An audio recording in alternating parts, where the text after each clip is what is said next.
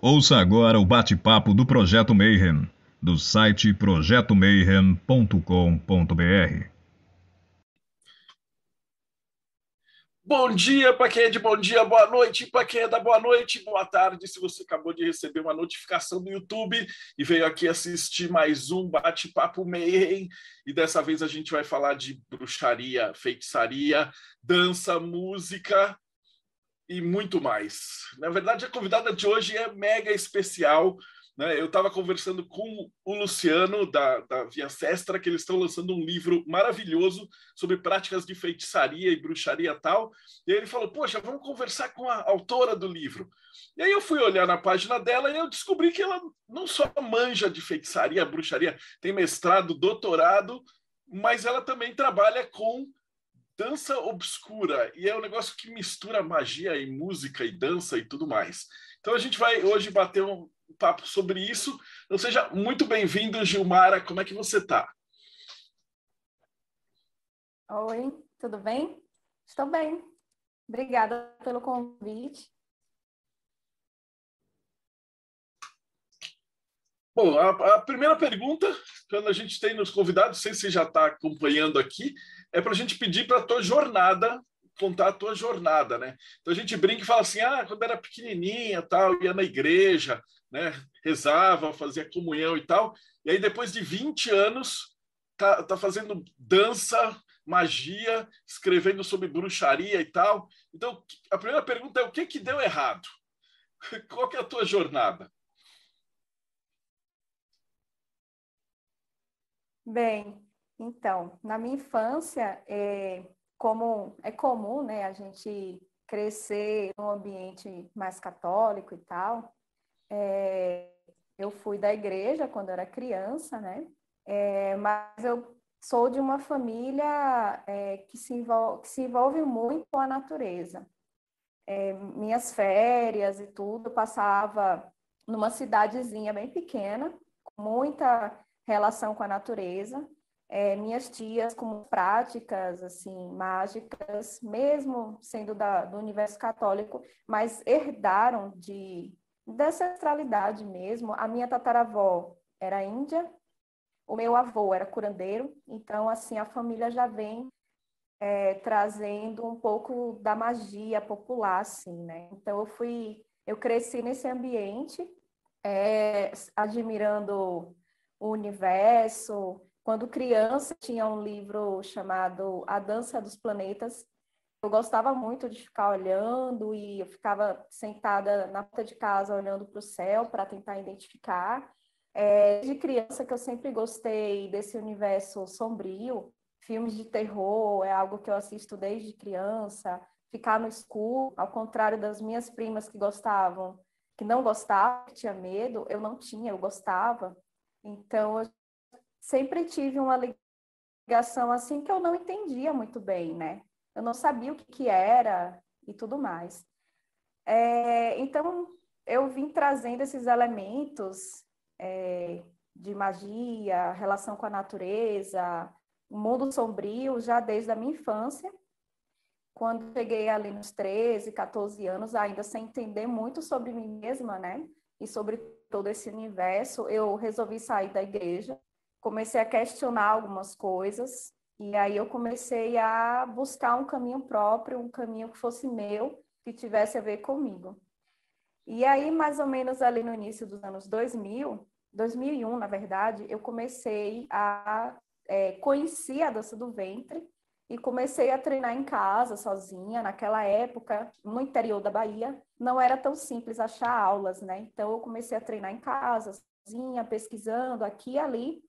E nessas pesquisas, sempre encontrava relatos que a dança do ventre vinha do Egito e era uma dança à deusa Ísis, né? Entre outras deusas ali daquela região. Então, me encantou aquele universo, muito a ver com o que eu já vinha carregando sem saber, sem conhecer, e comecei a estudar mitologia egípcia, comecei a dançar, aí teve uma professora que apareceu na cidade, eu comecei a estudar com ela, e em 2006 eu comecei a dar aula. né, de dança do ventre, perspectiva do sagrado feminino, uma dança mais pagã, sempre com temas, evocações a deusas, e comecei a adentrar mais nesse universo. No lado acadêmico, né, porque apesar de dança, eu sou historiadora, né, então eu comecei a ler sobre paganismo, bruxaria lá no início dos anos 2000, paralelo com a dança, né, e em 2006, eu passei no vestibular, entrei na graduação de História, comecei a pesquisar um grupo de mulheres que praticava feitiçaria na Bahia, porque eu sou baiana e eu queria entender essa ancestralidade e resgatar o passado antes da colonização, só que a gente não tem fontes para isso, né? Então, eu comecei a estudar as fontes da Inquisição, que a Inquisição teve a visitação na Bahia no século XVI. Nesses documentos eu encontrei o processo da Maria Cajada e também mulheres que eu cito no livro. E aí eu comecei a pesquisar essas histórias, né? A Maria Cajada, no caso da graduação em História, eu falei sobre o grupo de mulheres ali da Bahia. A minha monografia se chamou O Feminino Demonizado, Práticas de Feitiçaria na Bahia Quentista.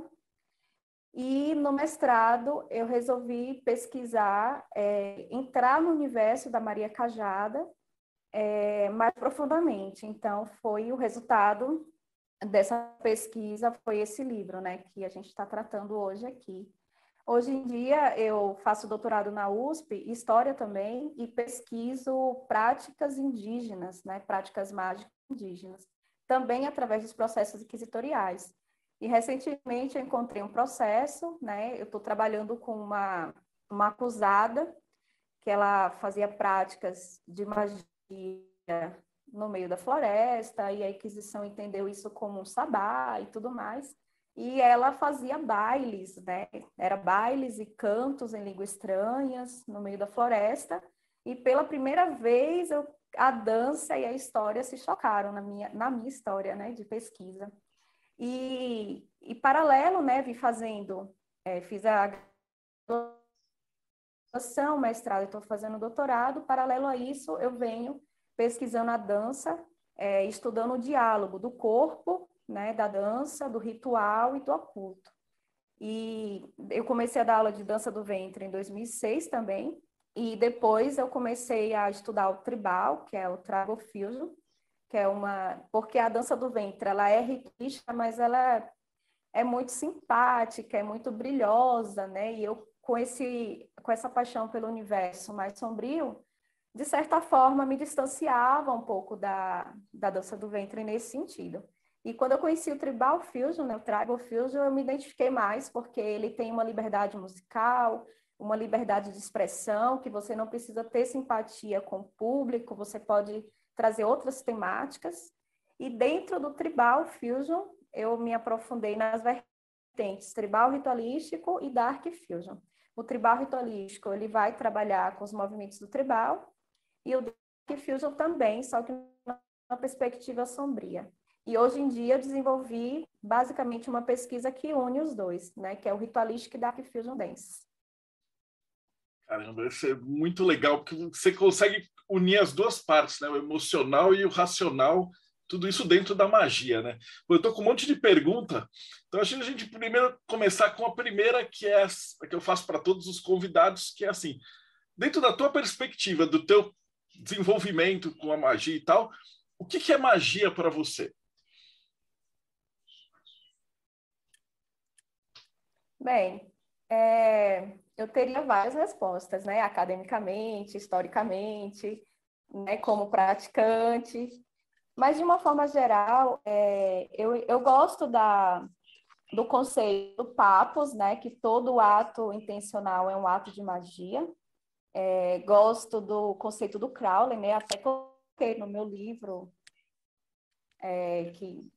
resumindo, são as mudanças que a gente consegue fazer a partir da nossa vontade. Então, eu acho que a magia, ela parte da intenção, né? Da intenção, da nossa vontade. E aí são diversos caminhos para como você vai conseguir. Você pode tanto fazer uma magia através de objetos, né, que a gente chama mais de feitiçaria, com o objeto emana uma energia e troca uma energia e faz uma ponte com, né, e você manipula aquilo para conseguir algum fim. Ou você pode usar o seu próprio poder mental e espiritual através do seu corpo, e seu corpo ser o instrumento mágico, né? Como é no caso da dança. Então, são diversos olhares, né? Se você for pensar a magia por diversos ângulos, a gente tem aí diversos conceitos. Como é que você faz para integrar a Gilmara acadêmica com a Gilmara bruxa dançarina? Tem algum problema nisso ou você consegue mesclar isso? A gente se conversa bastante. No meu caso, o meu maior conflito é a minha Gilmara praticante de magia com a minha Gilmara acadêmica, porque na academia a gente tem métodos e análises da história que, de certa forma, limitam um pouquinho essa questão de tudo ter que provar e fundamentar. Então, às vezes, a minha Gilmara praticante briga com a minha Gilmara acadêmica, nesse sentido da pesquisa acadêmica, mas no caso do estudo pessoal e de como eu manejo isso nas minhas aulas de dança, com as minhas alunas, isso aí se conversa bastante, não tem conflito. Porque ao mesmo tempo que eu estou estudando práticas de magia e esse universo de algum sujeito da história, eu estou trazendo isso para a minha vida, estou compartilhando isso com as minhas alunas, e isso também faz parte do universo da composição da dança, né? Entendi. Então, o teu livro é Práticas da Feitiçaria na Antiguidade, né? Ou da Antiguidade aí na Bahia. Então, uma pergunta boa seria o seguinte: como que era século XVI? Como que era a vida de uma bruxa na Bahia do século XVI? Então, a gente não consegue mapear muito o cotidiano porque tem uma distância temporal aí, a gente só tem os relatos da Inquisição, que inclusive é demonizando essas mulheres, né? Então, a gente vai estudando aí pelas entrelinhas, aí o método da história entra ajudando, né? Eu uso o método paradigma indiciário, de um historiador italiano. No livro eu aprofundo mais sobre como que é o método, e aí, nesses processos, a gente vai tentando desvendar o que estava além do que está sendo dito ali.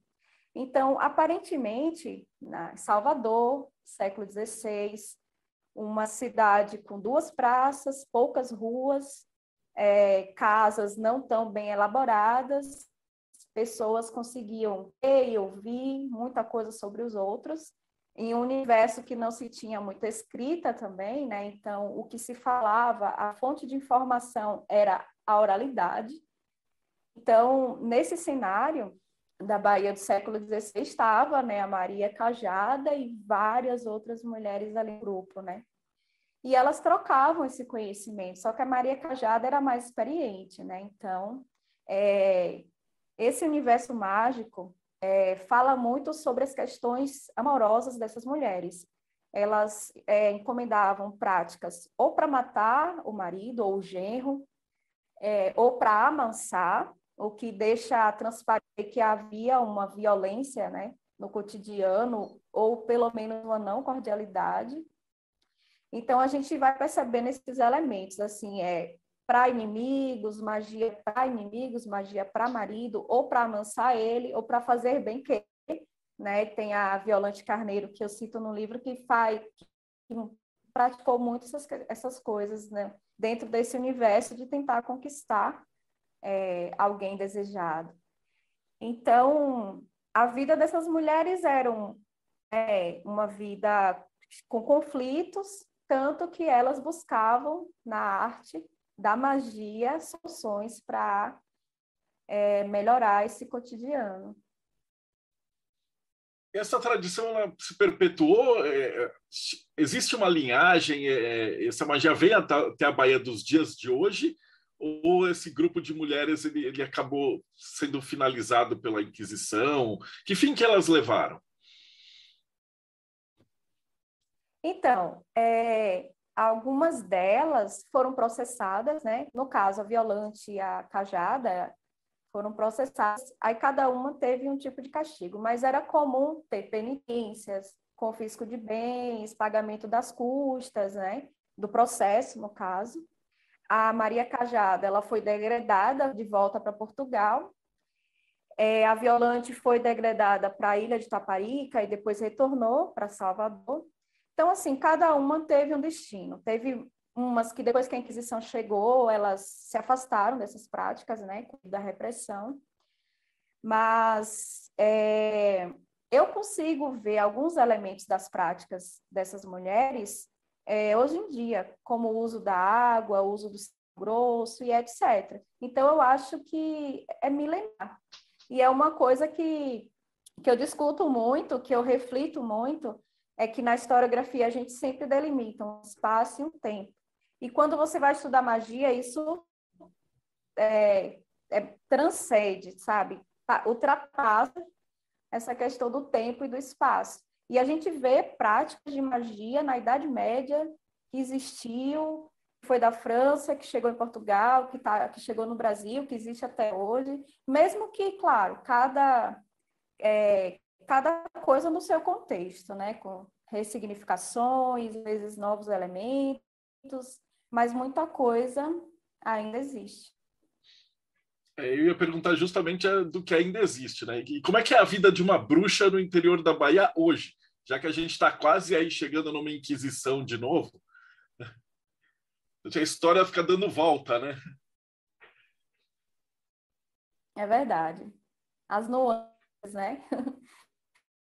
Então, bem, seria complicado, né? Eu falar assim como que é a vida de alguma bruxa hoje na Bahia. Eu não moro mais lá, né? Desde 2013 que eu não moro mais lá, mas eu acho que de uns anos para cá as coisas passaram a ter mais visibilidade. No caso, magia, a gente é só entrar na internet, muito conhecimento, muito equívoco também, mas a gente já consegue ver muitas meninas praticando isso, aquilo, o resgate do empoderamento feminino, o sagrado feminino abriu muitas portas para esses estudos, né? E eu vejo que hoje tem uma ação maior, quer dizer, tinha pelo menos até uns 2 anos atrás, é que a gente está passando atualmente por um momento político complexo, né? E isso, claro, reverberou em todas as estruturas. Então, hoje, atualmente, 2021, está bem complexo falar de bruxaria. Mas até uns 3, 4, um pouco, 5 anos atrás, eu achava que ia tomar uma dimensão maior, que ia ter uma normalidade maior. E bom, também a pandemia, a gente está numa idade média de volta, né? Com praga, com Inquisição, com tudo, parece que retornou para testar a gente. Você falou um pouquinho da dança como empoderamento feminino. Como que a dança e a bruxaria também, pode falar um pouquinho dos dois, funcionam para ajudar no empoderamento feminino? Então, falando de uma forma bem geral, a dança, ela traz uma autonomia, né? Em primeiro lugar. E também você pode trazer a sua intenção para aquilo. Quando você mexe o corpo, você libera muitas amarras, né? O nosso corpo tem uma linguagem, e essa linguagem, muitas vezes, traz traumas e coisas que ficam marcadas para a gente durante a nossa vida, né? A nossa história. E a dança, como ela mexe muito com a energia corporal e ela trabalha muito com músculos e afins, ela vai liberando, né? Por exemplo, tem alunas que têm dificuldade de abrir as pernas em alguma movimentação. Você vê ali algum limite que já mexe com sexualidade, que já tem alguma coisa, né? A partir do momento que ela se permite, que ela vai alongando e trabalhando essa abertura, ela se liberta um pouco disso. E na dança que eu pratico, que é uma dança que herda muitos movimentos da dança do ventre, e a gente trabalha muito o ventre, e é onde tem toda essa memória, né, feminina, essa memória de traumas e esses registros, a gente consegue liberar. A magia também. A partir do momento que você adentra no universo em que você tem o poder de manipular as coisas, isso te empodera. Essas mulheres da Bahia do século XVI, elas quebram com aquela ideia que a gente tinha de que no Brasil colonial as mulheres eram só para servir os homens, né, e que elas eram domesticadas. Aí você pega uma história dessa e fala, peraí, não eram todas então, né? A gente quebra um pouco desse conceito homogêneo, né, de que as coisas eram assim, eram assadas. Sempre vai ter alguma exceção. E essas mulheres são exceções. No século XVI, olha só, no século XVI, elas praticavam magia num cenário conturbado, pequeno, onde todo mundo falava de burburinhos aqui e ali, né, tentando sanar problemas do seu cotidiano. Então, isso também trouxe uma autonomia para elas, uma liberdade, né? Então, acho que é por aí que conquista esse empoderamento feminino. Seja através da dança, ou seja através da manipulação de objetos, de palavras e da própria magia, né? De você conseguir alcançar aquilo que você deseja. Então, já com uma pergunta aqui da Fátima, ela pergunta assim, como é que você pode dar uma dica de desenvolver a disciplina? Ela falou que ela quer dançar, mas ela tem muita dificuldade para fazer os movimentos, né? Então, se você puder dar alguma dica de como que essa disciplina funciona dentro da dança, né? E também ajuda para magia, né? Se puder falar um pouquinho mais.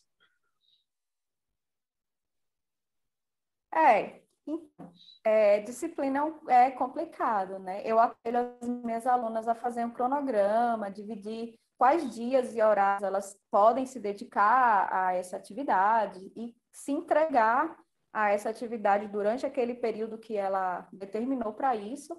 Mas isso não é assim, né? Tipo, vou começar o cronograma amanhã e vai dar tudo certo. A gente tem altos e baixos, né? Tem as nuances, questões lunares, planetárias, enfim, tudo vai influenciar. Inverno, que já deixa a gente mais para dentro, e a gente acaba, às vezes, negligenciando a disciplina.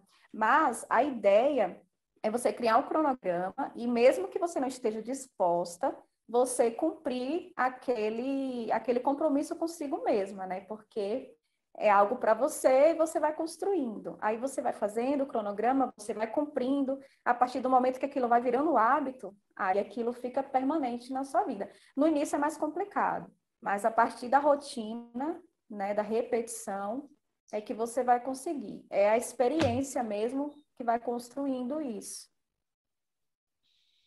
Legal. Eu tenho outra pergunta do Rodrigo. Ele falou que ele não conseguiu acompanhar hoje, mas ele queria saber se poder falar um pouquinho mais da vida da cajada.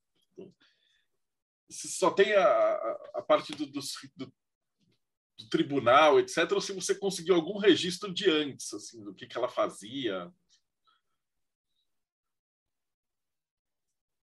Infelizmente, eu só consegui analisar os documentos da Inquisição.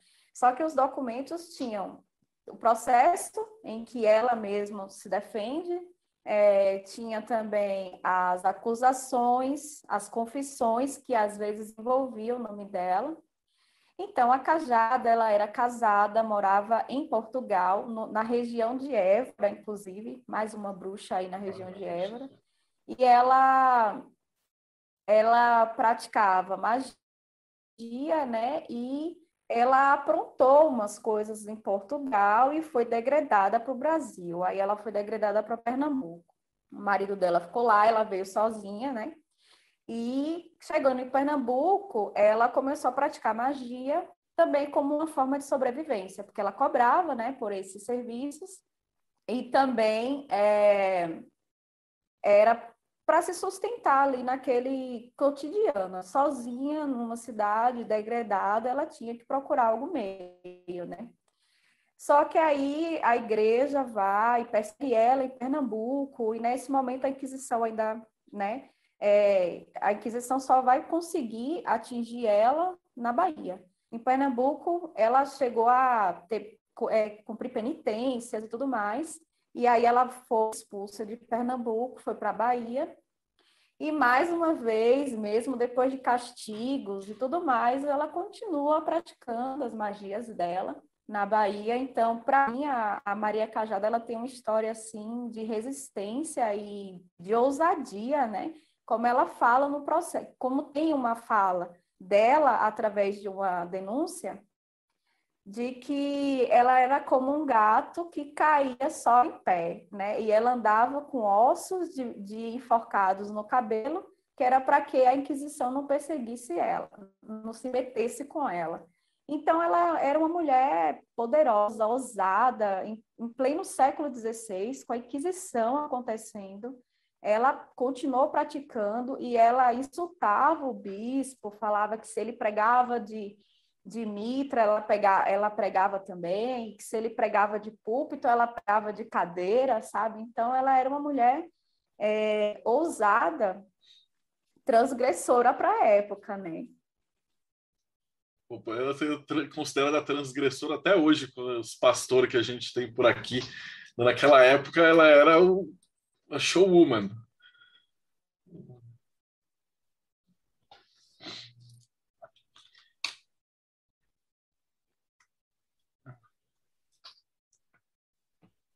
Tem uma outra pergunta aqui da Sônia. Ela está falando como é que é o teu processo para criar as movimentações da dança. Bem, então, a dança que eu pratico, ela vem da dança do ventre, né? Como eu falei, tem um vocabulário do tribal, do estilo tribal americano. Então, a gente estuda todo esse processo, né? Esse catálogo de movimentos que foi criado, tem nome e tudo mais. Essa é a parte técnica da dança. Aí tem a parte dos movimentos corporais, que são instintivos, né? São intuitivos.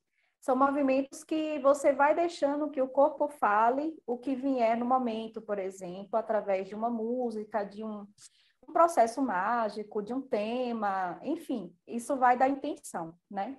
De cada praticante. Então, assim, eu trabalho nessas nuances, eu trabalho tanto com a parte técnica da dança, né?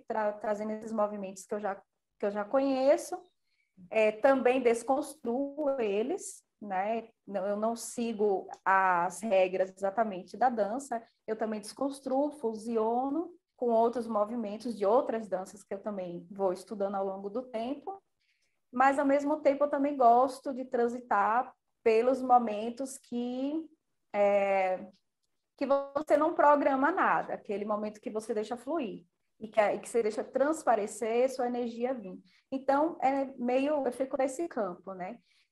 A gente chama um pouco de dança ritual, essa forma de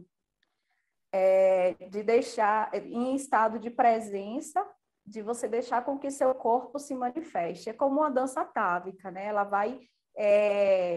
vai tocar em pontos da sua ancestralidade que você traz geneticamente, uma herança, né? Então, vai comungar. Quando eu trabalho, porque assim, tem o trabalho que é o profissional, né? Então, quando eu trabalho no campo mais de dar aula técnica, trabalho com catálogo que já existe e, no máximo, com desconstruções. Quando a gente vai fazer as partes experimentais, né, aí você pode fazer uma coreografia toda cheia de técnica e colocar o meio, o final, o início, algum momento daquela coreografia para você deixar livre, para você fazer o que no momento te pede, né? Porque a dança ela tem uma aura única, né, em cada apresentação. Então, o universo, o ambiente, as pessoas, tudo vai estar trocando energia todo o tempo e aquela dança Às vezes você dança com o mesmo figurino, a mesma coreografia, a mesma música, e sempre é uma experiência diferente. Então, depende. Se você quiser fazer uma dança só técnica, que você fica ensaiando um monte de vezes em casa, depois você leva aquilo para o palco, esse processo ele pode ser feito através da composição coreográfica. Se você quer fazer uma apresentação que seja no âmbito mais livre, no âmbito de uma dança mais ritual, ou de occult dance, como eu chamo, aí é uma experiência que você vai viver lá na hora, né? Que o ambiente, tudo vai influenciar no que você vai fazer nessa movimentação corporal. Na pergunta do Rafa, ele fala se você está familiarizada com os sufis, que eles usam a dança ritualística também. Se é possível, através do Tribe Fusion Dance, também chegar nesse estado alterado de consciência. E aí eu tenho uma outra pergunta que eu vou misturar as duas, né? Que se é possível usar a técnica de magia do caos junto com a dança para chegar nesse estado de consciência alterada, para fazer o ritual. Então, se você podia falar um pouquinho mais dessa técnica. Excelente pergunta. Sim, o sofismo foi uma das danças que eu conheci e que me influenciaram muito a trabalhar o giro dentro da dança ritualística. E desse giro, entrar num transe e você perder a noção espacial, temporal, que é o contato com o divino deles, né? Então, isso a Mary Wigman já fazia na dança. Eles me influenciaram a trazer isso para o tribal ritualístico. Eu trabalho com a prática de giros. Não exatamente com eles, né? Porque eles têm tem uma mão no coração, eles têm todas umas técnicas e regras assim. Mas a questão do giro, no caso, eu trabalho mais o giro livre, que quem já tem uma técnica de giro da dança tribal pode fazer também. Mas, porque às vezes a gente fica pensando na técnica e perde a concentração, e perde o estado de presença e esse transe, né? Então, você pode trabalhar pelos dois caminhos, com a técnica da dança ou um giro livre, por exemplo. Sobre a magia do caos, excelente, adorei. Eu comecei a trabalhar de 2016 para cá, através de sigilos, desenhando sigilos com o corpo, ou com alguma parte do corpo, ou mentalizando esse ritual através da magia do caos, fazendo o ritual e trazendo aquilo para a dança. Assim, é um pouco complicado porque tem a dança que é uma experiência sua e tem a dança que você apresenta para outras pessoas, né? Quando você apresenta para outras pessoas, é só o resultado final de um trabalho que você já vem fazendo. Aquilo ali é só um ponto de uma frase, digamos assim. Mas o processo, ele acontece antes com você e aquela experiência toda vai sendo desenvolvida. Então, a apresentação é o ponto final. Na magia do caos, eu trabalho muito mais em sala de aula do que uma apresentação. Até porque, por mais que você vai estar trabalhando com magia, com sigilo, abrindo portais e seu corpo sendo um portal, o público nem sempre está preparado para aquilo e também nem sempre vai entender. Então, essa prática eu gosto mais de fazer sozinha, em casa. Ele tinha mencionado se você fazia isso sozinha ou para apresentação. Você respondeu. E é possível também traçar os sigilos, né? E você está construindo isso. Eu estou perguntando porque tem muita gente que está assistindo a gente que não manja nada de magia do caos, né?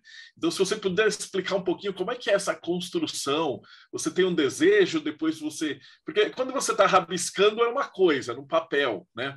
Mas como é que é fazer um sigilo com o corpo numa dança, numa apresentação? Ou sozinha? Bem, existem diversas maneiras para trabalhar, né? Eu vou compartilhar um pouco como eu tenho feito. E também eu herdei algumas práticas da professora Longnaja, da Argentina, né? Que ela também trabalha com a magia do caos na dança, né? Então, algumas coisas que eu trabalho hoje em dia, eu herdei das aulas que eu fiz com ela. Por exemplo, vou falar só uma das técnicas, porque são múltiplas. Digamos que a gente vai fazer um pedido. Aí ele já deixa de ser pedido, ele passa a ser uma afirmação. Que a partir do momento que você emana uma energia de pedido, ele ainda não existe. Quando você afirma, ele começa a existir. Aí você faz frase no papel mesmo, escrevendo, né, a afirmação do que você deseja que aconteça, e pega as primeiras letras da frase e forma um sigilo, a construção de um sigilo. A partir daí, você dança esse sigilo, né? Escolhe uma música ritual e dança esse sigilo. E essa dança é particular, cada um faz de um jeito. Tem gente que desenha o sigilo no chão com o pé, tem gente que desenha com o ombro, com a cabeça, sabe? Fica livre, começa desenhando com a mão, termina com a outra. Enfim, tem gente que mentaliza, né? Mentaliza ali o símbolo, o sigilo. Então, é bem pessoal, né? Mas eu gosto muito dessa prática do papel, de você fazer uma afirmação, pegar as primeiras letras, dar o seu próprio sigilo e depois dançar, depois você toca fogo no papel. Putz, foi muito massa. E esse livro agora está saindo, eu preciso falar com o Luciano, mas depois eu vou colocar para quem estiver assistindo o link. Eu acho que ele vai fazer pelo Catarse, mas se já estiver rolando, é que a gente está gravando agora, eu não sei exatamente quando que começa. Mas aí você dá uma olhada que vai estar aqui embaixo para poder apoiar o processo, né? Então, o pessoal perguntando assim, o que você colocou no livro? São os relatos da Inquisição, tem transcrição de documento? O que as pessoas vão encontrar dentro desse livro? Então, o livro ele é dividido em 3 capítulos, né? O primeiro capítulo vai falar sobre o cenário da Bahia, como era a Bahia do século XVI, para a gente entender o universo onde aquelas mulheres estavam, né? Também trago um pouco de algumas histórias de algumas mulheres, a presença da Inquisição, como era essa relação da Inquisição com as pessoas, enfim, explico um pouco desse cenário. No capítulo 2, eu falo sobre a história da Maria Cajada, né? Contando desde lá de Portugal, como eu já citei aqui por alto, a vida dela, o que ela fazia, o que ela falava, como eram essas práticas. No capítulo 3 foi um capítulo ousado, porque eu comecei a ver elementos do que ela praticava com alguns grimórios antigos de magia que eu estava estudando. E aí eu falei, peraí, a Maria não nasceu sabendo desenhar um símbolo de Salomão, né? Ela não nasceu sabendo fazer um pentagrama e ficar dentro dele para fazer uma evocação aos demônios, porque ela fala muito de evocações aos demônios. Aí eu comecei a fazer uns paralelos de grimórios do século XIV, XV, antes ali daquele cenário dela, que estava circulando na Europa, que circulava em Portugal, e comecei a imaginar que é uma possibilidade de interpretação, né? Não tem como provar, mas que ela pudesse ter conhecimento oral, direto, desses grimórios, porque ela tinha um certo sistema para fazer os rituais. Então, nesse terceiro capítulo, eu faço essa comparação de algumas práticas desses grimórios antigos com as dela, e também eu tento estudar os elementos que ela usa. Por que ela faz uma magia de frente para a lua? Por que de frente para o mar? Por que ela usa isso, aquilo, esses ingredientes? Eu fui esmiuçando esse universo simbólico, né, tentando adentrar nesses significados simbólicos dos rituais dela. Então, são esses 3 capítulos do livro. Eu acabei não mostrando, né? Eu defendi o mestrado em 2016. Diga. Não, eu ia falar, pode mostrar, que a gente vai ter o vídeo também. Então, aí primeiro, em 2016, defendi, né, o mestrado, e em 2017 saiu esse aqui. Foi a primeira edição da editora 42. Aí ele teve a primeira publicação, foram 100 unidades, aí depois a segunda, e depois encerrou. Aí acabou. E aí depois o Luciano, ele me convidou, né, para fazer o lançamento pela Via Sestra, que é esse aqui. Saiu pela Via Sestra em 2019. Esse que está saindo agora é uma edição nova ou é uma reimpressão com mais coisas, né? Ou é um outro livro? Não, É uma impressão. é uma impressão. Pô, maravilhoso que ele conseguiu publicar isso daí de volta. Deixa eu só falar uma coisinha, se você estiver assistindo isso daqui, por acaso, no futuro, sei lá, daqui 2, 3 anos, quando acabar a pandemia e tal, você vai conseguir, eu vou deixar o link da Via Sestra, então você vai achar. E duas últimas perguntinhas, a gente já está quase chegando no final. A primeira pergunta é: que conselho que você daria para alguém que está começando na magia, né? Eu sei que muitas mulheres vão estar assistindo isso e falando assim, caramba, então dá para fazer magia dançando e tal. Por onde eu começo? Aí eu tenho uma outra pergunta. O Jorge perguntou se homem também pode fazer. Todo mundo é bem-vindo, né? Todo mundo é bem-vindo, não tem essa distinção, não. Pode qualquer pessoa, qualquer situação.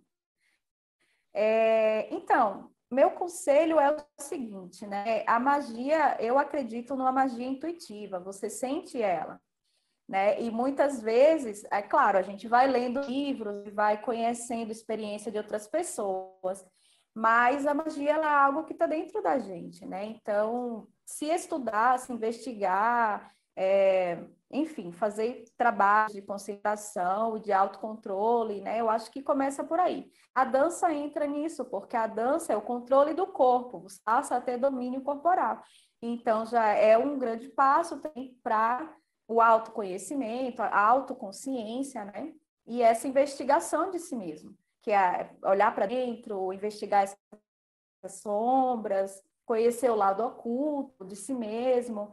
Então, tanto na magia quanto na dança como veículo para isso, você começa se estudando, se investigando, através do seu próprio instinto, da sua intuição. Não é algo que você compra como um objeto. Vou ali, a partir de hoje eu vou ser bruxa, vou ali comprar um livro, a partir de agora eu sou. Não é um objeto que você compra e passa a ter, a possuir. É uma construção, é uma experiência que é eterna, assim. E a última pergunta, que é a mais importante de todas, né? Que é: como é que a gente acha você? Então, eu tenho o Instagram, Gilmara Cruz 9. Tenho o Face também, Gilmara Cruz. Tenho o blog também, Gilmara Cruz. Blog. Depois você põe no link, que eu não lembro direito o endereço. Não, tranquilo, pode deixar que eu vou pego com você no WhatsApp depois e vai estar aqui embaixo para quem estiver assistindo.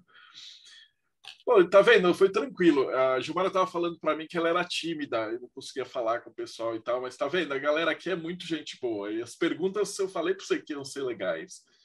Então, pô, eu quero te agradecer de coração por falar desse livro. Eu acho que ele é fantástico. Ele é assim, um registro histórico, uma pesquisa. E esse terceiro capítulo, principalmente, de fazer esses paralelos, né, com a magia que vocês conhecem tão bem, como que era praticado no século XVI. Então, eu acho que é um livro assim sensacional. Obrigadão por ter escrito e obrigado pro Luciano por ter se disposto a publicar isso daí.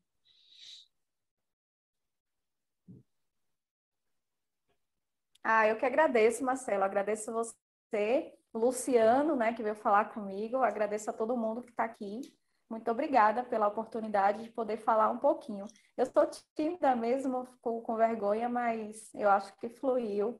Eu agradeço aí a vocês. Foi maravilhoso. Obrigadão, Gilmara. Eu já vou se despedir do pessoal aqui, depois eu ligo para a gente conversar um pouquinho com o pessoal do Mayhem. Então, se você está acompanhando a gente, não esquece também, dá like, segue o canal, dá uma olhada que tem mais 200 entrevistas de tudo que você puder imaginar de espiritualidade, né? A gente não é youtuber, mas a gente está se virando e está ficando um projeto muito bacana. E a gente se vê aí no próximo Bate-Papo Mayhem. Mayhem.